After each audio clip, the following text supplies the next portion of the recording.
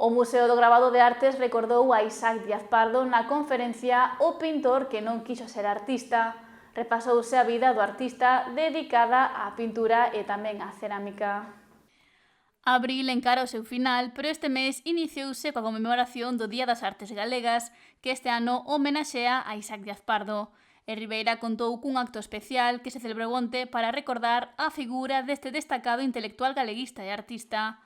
O Museo do Gravado de Artes abriu as súas portas para acoller a conferencia titulada Isaac Díaz Pardo, o pintor que non quixo ser artista, impartido pola especialista en Historia da Arte Rosario Sarmiento.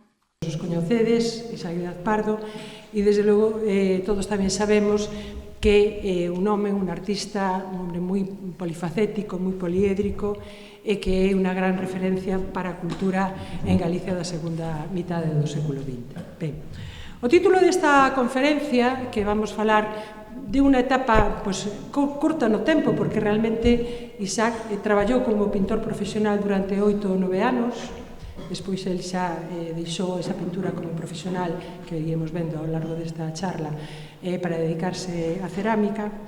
Foi unha etapa relativamente breve, pero interesante, xa que marcou de alguna maneira a iconografía e a súa traxectoria no mundo da cerámica. Non era a primeira vez que ao longo de todo o que foi o seu larguísimo percorrido vital, Isaac fixera referencia un pouco ao que fora esa corta carreira como artista plástico, non?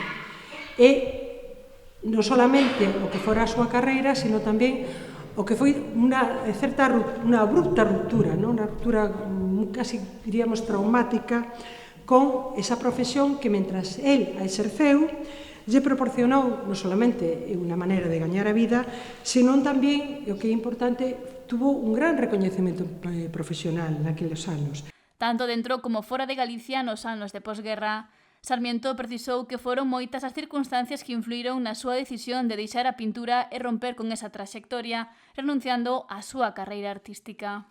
A historia familiar de Isaac, que agora falaremos, o seu compromiso ideolóxico coa función social da arte, que iso é importantísimo para entender todo o que foi a vida e a obra de Isaac, e tamén, por suposto, o contexto de illamento e penuria artística que o rodeou. Estamos falando duns anos realmente moi difíciles, non? Ben, Isaac naceu no seo dunha familia republicana e galeguista, unha familia daqueles que perderon a guerra e que evidentemente sufriron a máis dura represión. Díaz Pardo somerseuse fondamente na cultura republicana e galeguista dende neno, converténdose no seu selo. Sarmiento recordou que un dos seus primeiros deseños data do 1936, cando apenas tiña 15 anos. Isaac vai a deseñar, con tan poucos anos, 4 cartéis, aínda que só el vai a asignar uno, ese cartel que está aí no medio, que se vedes na parte de arriba está a firma de Isaac Díaz, non? Ben, aquí sabemos o Isaac moi novo. Co tempo abandonou as artes plásticas para centrarse na cerámica. Fundou con outros socios a fábrica de cerámicas do Castro en Sada, onde fixo ensaios coas primitivas cerámicas de Sargadelos, conseguindo cerámica de gran calidade. Deu o salto a Argentina e impulsou a restauración da produción de cerámica de Sargadelos.